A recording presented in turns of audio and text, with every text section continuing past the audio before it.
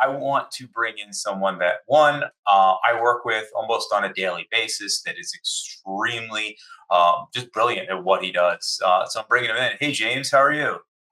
Hey Jay, hey, I'm doing well. How are you doing?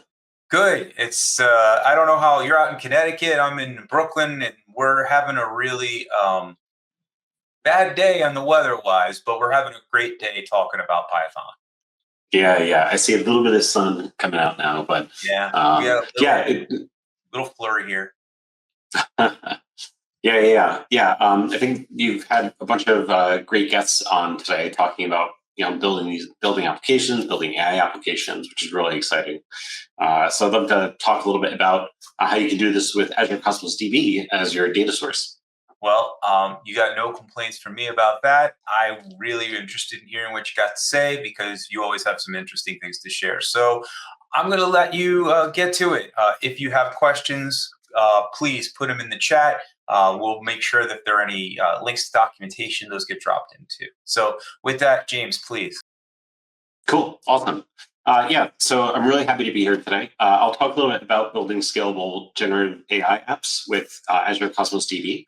I'll start with some introduction to Cosmos DB and what it is, and some use cases for Cosmos DB in AI apps. And then we'll move over to some of the latest announcements and new developments we have that enable Python developers and all developers really to build AI applications easier with Cosmos DB. And then we'll dive right into some demos. I have a couple of Jupyter notebooks lined up where we'll see vector search at enormous scale and also some of our new text search capabilities. So let's get started. So at Azure Cosmos DB, we're building the universe's best database for AI applications. Primarily today, we're going to talk about Azure Cosmos DB for NoSQL, right? So this is sort of our main product for Azure Cosmos DB. And Cosmos DB is known for being an incredibly scalable, high performance, highly robust, high reliability database. We have two different models for Azure Cosmos DB for NoSQL, right? So we have a serverless model. So for Azure Cosmos DB, you essentially pay for compute. And the serverless model, you only pay for what you use. So if I want to provision, 1 million request units, I can use those to my heart's content just for those request units. Or I can have a provision throughput model. So in that model, I pay for compute per time unit or compute per second. And this is really good if I want to take advantage of our instant and dynamic autoscale, right? So Cosmos DB will automatically scale out or in, depending on your traffic and data needs. And it can do this instantly. You can do it dynamically, which is really exciting. I mentioned that Cosmos DB is known for its high throughput and low latency transactions. So we have an SLA for point reads and writes in the same region as your application of under 10 milliseconds, which is really world-class. We have a high availability option for 5 nines of availability. And what we'll talk about a little bit more here is the ability to store your data and your vector embeddings in a vector search use case together in the same data item or same document, right? So Azure Cosmos DB is a NoSQL database. So you can think about our data items sort of like JSON objects. And a JSON document has different properties. And a vector embedding is just a list or an array of numbers, right? Floating point numbers or integers or similar. And so in Azure Cosmos DB, you can store your metadata and your vectors together in the same data item, which is really powerful, right? You can store your data in all your data for your AI applications in one database without having to provision a separate vector database and do that. And we have built-in vector indexing and search in Cosmos DB. And this features our DiskANN vector indexing suite of algorithms that was developed at Microsoft Research for vector search at enormous scales. So really great value propositions for why you might want to use Azure Cosmos DB for NoSQL to power your AI applications. As I mentioned, we have a serverless option, and it's really great to get started. It's good for multi-tenant applications or unpredictable traffic, but it's also really good for development or POCs, right? You only pay for what you use, so it's really easy to get started and it's really cost-effective. I mentioned our instant dynamic autoscale. So this is also really powerful. So Azure Cosmos DB automatically shards and partitions your data for you. So you don't really have to worry about that. And what's really great is that Cosmos DB can scale different partitions in different regions accordingly, given the traffic demands. So you don't have to wait. You don't have to worry about what happens if I have a hot partition or hot region, or is my database going to scale efficiently? The answer is yes. Azure Cosmos DB is going to scale not just instantly, not just dynamically, but also really efficiently to save you cost. Okay, so let's get into some of the AI use cases that we have with Cosmos DB. We have thousands of customers building their AI applications on top of Cosmos DB.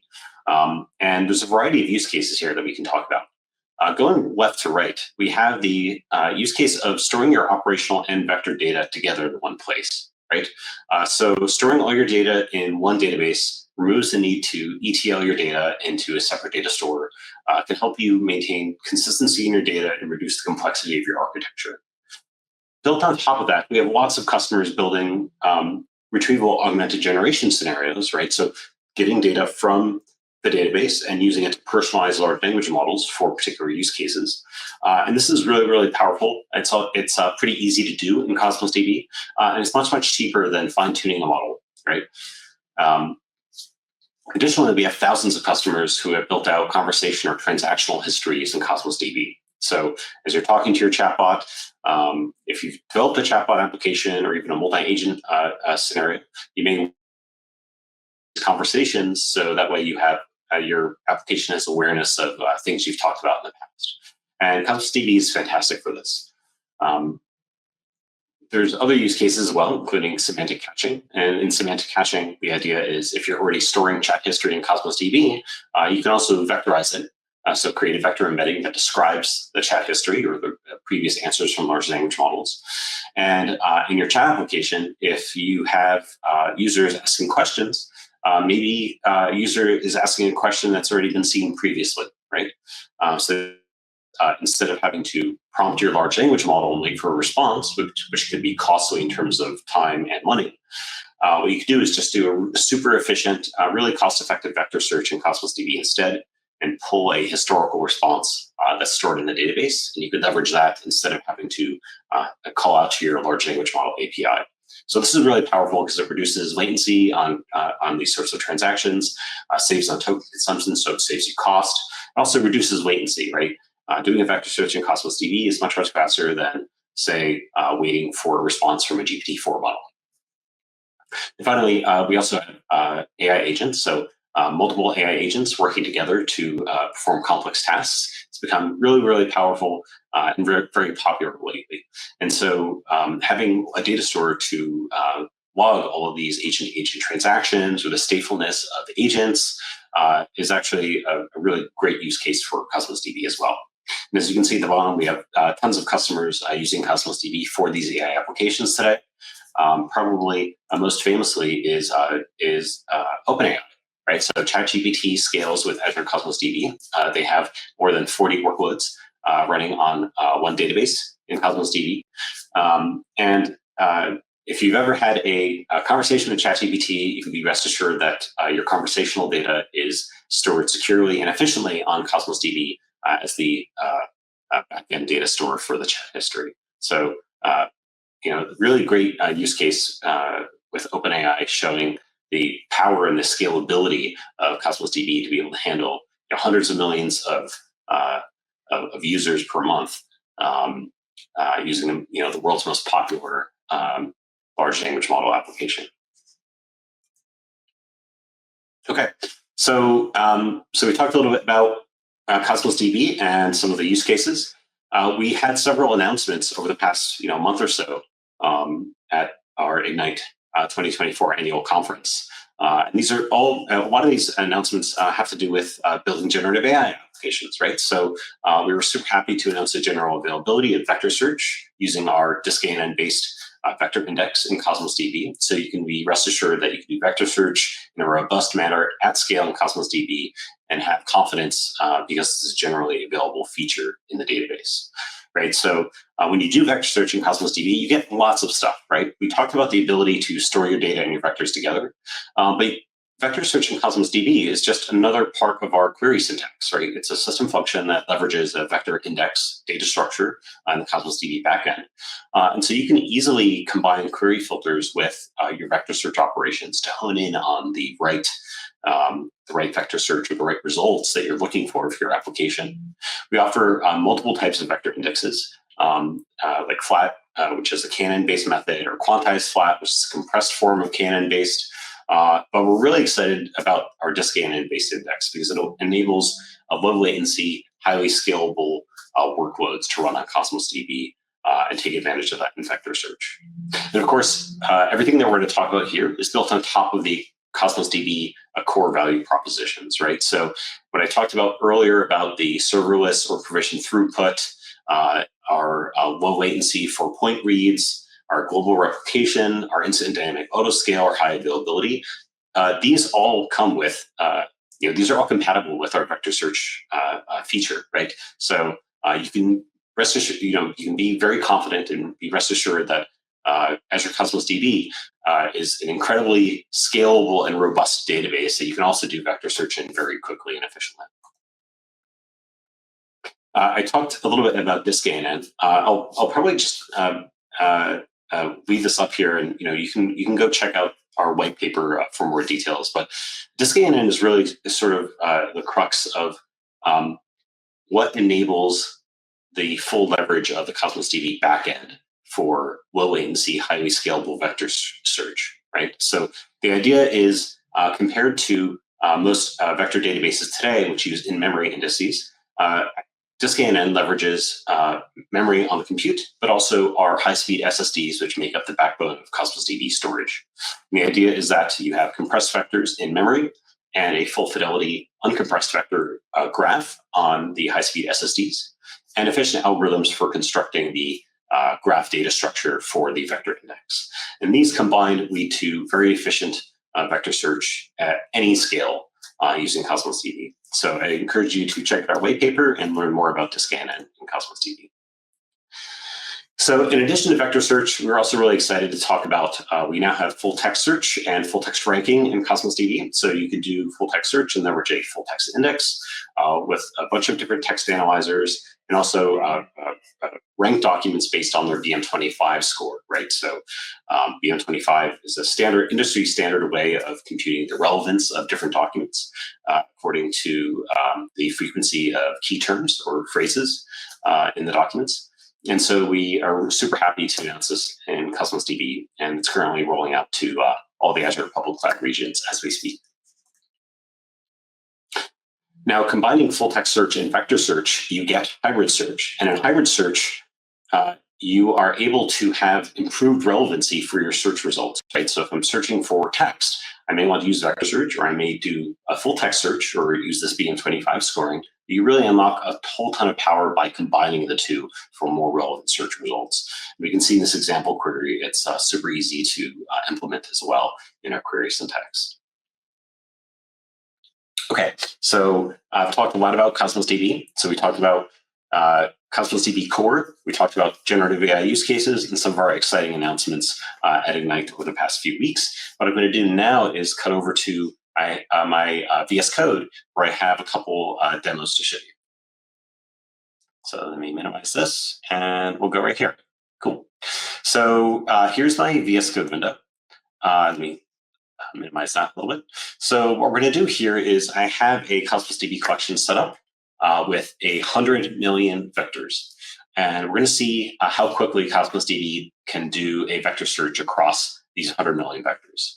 So all I'm doing here is loading some of my Python packages. And you notice here that we're going to use our async client for Cosmos DB, right? So I mentioned that Cosmos DB will automatically shard and partition my data for me, which is great.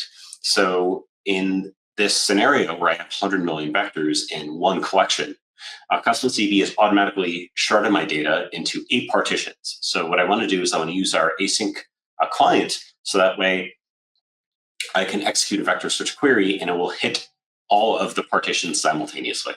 So I'm going to go ahead and load those packages. And then I have a helper function here. So what I'm going to do is I'm going to print out a couple of things from our query metrics. We're going to look at the execution time on the database. So how long did it take my vector search to complete? We're going to look at the RU charge for the vector search. So remember I mentioned that Cosmos DB, with Cosmos DB, you pay for compute, and you pay for compute in terms of RU or request units. So we're going to see how many request units this costs. And then we'll translate that into US dollar amounts based on our Cosmos DB serverless option, which is a really great way to get started. So, okay, so I have the helper function done.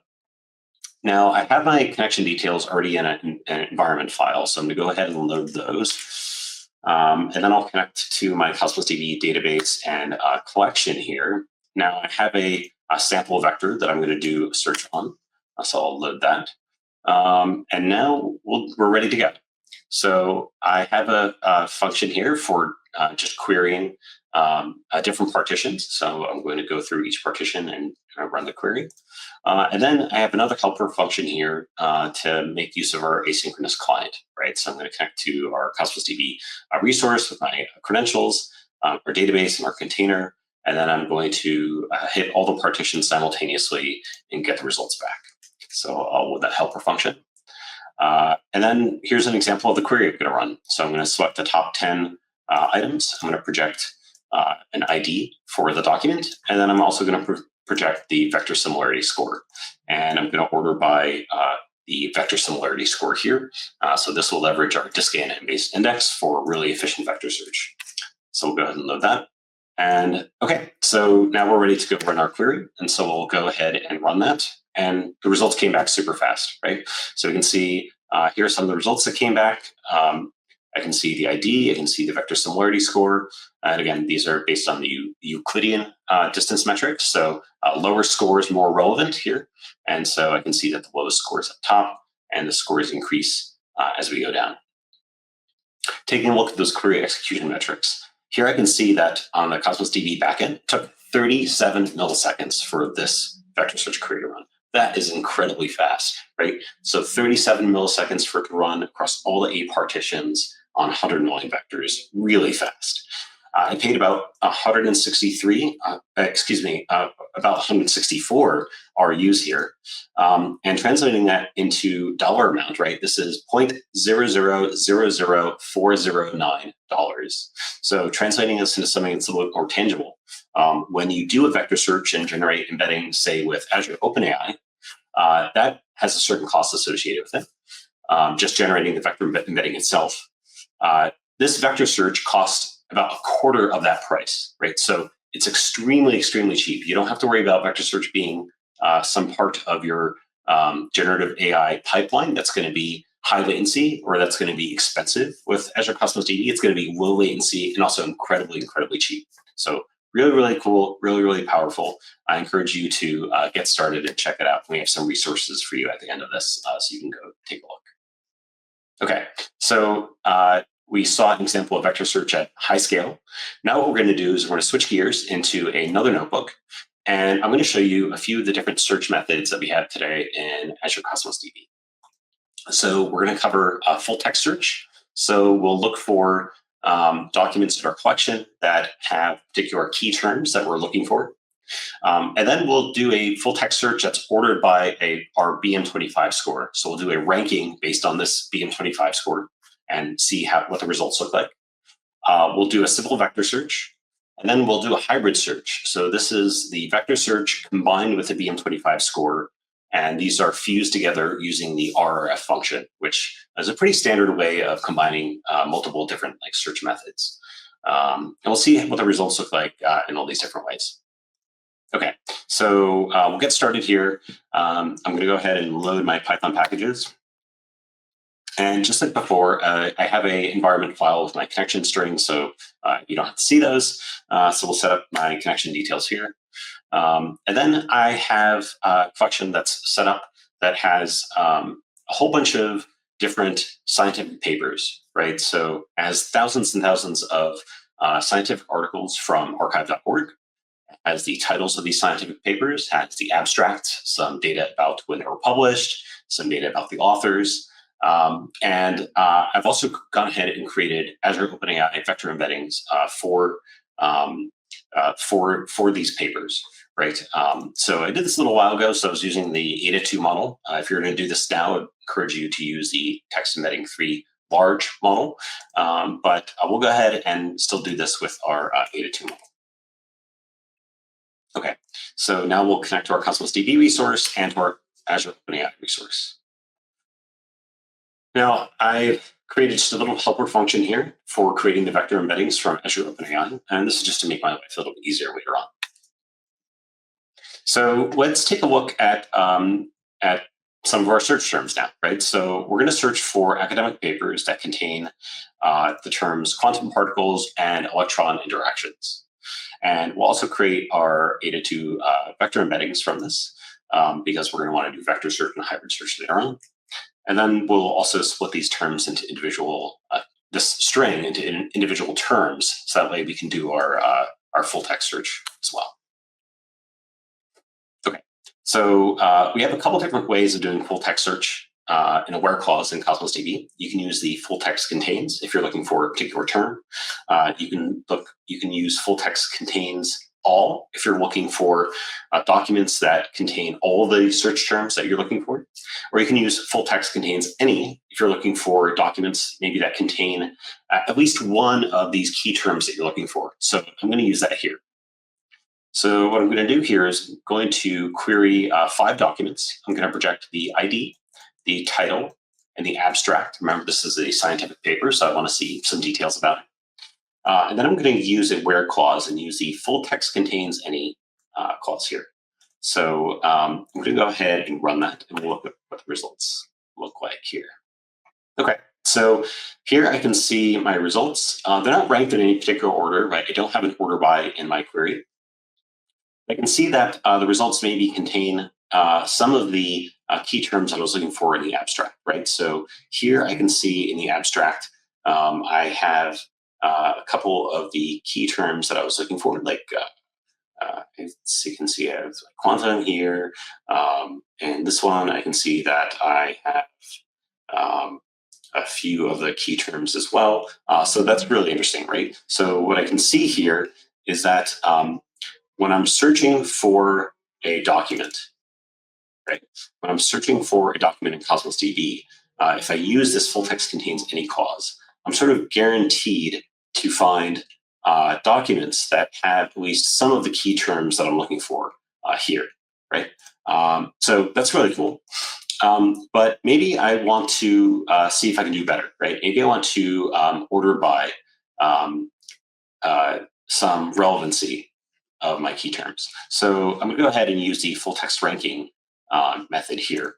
And so instead of a where, so if we scroll up here, we can see, right? So I did a where clause, full text contains any. So here I basically want to find documents that contain at least one of the keywords. Here I'm going to use full text score, and instead of a where clause, I'm going to use it in the order by clause. And what this is going to do is rank the documents in order by their BM25 score. So essentially, the documents that have higher relevancy according to BM25, and BM25 takes into account what again? It takes into account the frequency of the terms, so how often they appear in the document, but also takes into account the length of the document itself, so how many other words are in the document, and it also takes into account the frequency of those terms across all the documents in my data set, right? So words that are maybe really rare, maybe are more important, so maybe I want them ranked higher. And I can see this actually looks really cool, right? I can see I have particle, I have electron, I have electron. So this looks interesting, right? I can see that I actually have a lot of these key terms here in this #1 document. And as I scroll down, the idea is the documents get less and less relevant. So if I scroll down a whole bunch, I can see that here maybe I have fewer of those terms. Okay, here I have particles, here I have interactions, here I have interaction again. But this document is maybe less relevant than the document that comes up top, right? Because again, of that BM25 score about the importance of the key terms that I'm looking for. So DJ, that's pretty cool. Updating you on time. Got about 5 minutes left in your session. Cool. Thanks, Jay. So I'll finish up here real quick. So this orders my documents by that BM25 score.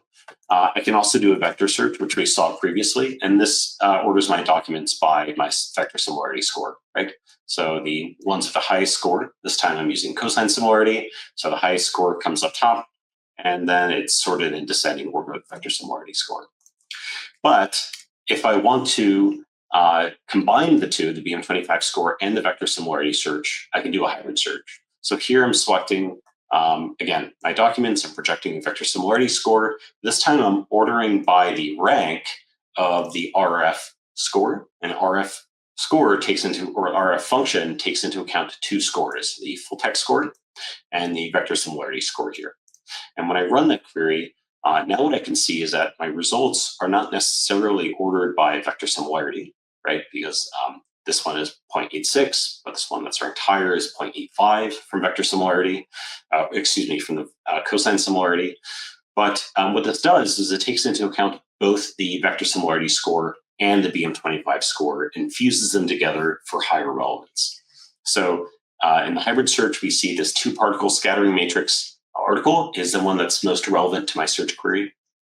But if we look at the vector similarity score, we see this one about nanocrystals is the most relevant to my search query. So this is just an example of how you can do different search methodologies in Cosmos DB and how hybrid search can really improve the relevancy of text that you're looking for, especially if you have a use case where you have lots and lots of text that you have to search through, or many sort of diverse types of data items that you're searching for. And you really want to find the ones that are most relevant to your AI application or to your query. So I think that about wraps up what I wanted to show here. Let me switch back to my slides real quick. And then I will just mention really quickly here that we have multiple integrations with your favorite large language model orchestrators in Python, including LangChain, Llama Index, and PromptFlow. I already did the demo, and if you want to try the demo out yourself or any of these demos that I walked through, we have the Jupyter Notebooks sample code for you to check out at this first link. We also have our Cosmos AI samples gallery that you can check out here. Some documentation to help you get started in vector search and full text search. And then finally, I encourage you to go check out our DiskANN white paper if you'd like to learn more about the DiskANN method for vector indexing and why it's so powerful. Fantastic, James. I got one question for you, if you Sure. got a minute. Cool. Pamela asks, if I need to store the text of a document and retrieve by an ID, what would be more performant, Cosmos DB or blob storage? Yeah, that's a great question. Right off the bat, I would say it would be Cosmos DB, right? So if you know the document that you're looking for and you want to just query that document by the ID, this is just a point read in Cosmos DB. And if you remember way back to the beginning of my talk when I was mentioning all the great things that Cosmos DB does, and one of the things that we do is the super fast point reads, right? So we guarantee we have an SLA for 1 kilobyte point reads in the same region as your application in under 10 milliseconds, oftentimes even in about 5 milliseconds or less. So I'd say if you want to do something super fast and just do a document read like that, Cosmos DB can do that. Spectacular. Well, James, I know Cosmos DB can do a ton. As someone that has worked with it extensively myself, I can say it's always great to hear someone else talk about what our team is building, what we're doing. And so I appreciate that. I know our Python community really does, because they're using it. And they seem to really appreciate just the flexibility and the simplicity of just putting their data right in the Cosmos. Yeah, absolutely. Yeah, we have tons of Python developers, and we're always looking to make improvements and offer more support and materials for our Python developers. So I'm a Python guy myself, so this is sort of my bread and butter. It's where I feel most comfortable. Awesome. Well, James, thanks so much for today. Really appreciated hearing everything you had to say. And I know that our community, our viewers today, they all loved it. So thanks so much. Cool. Thanks, Jay.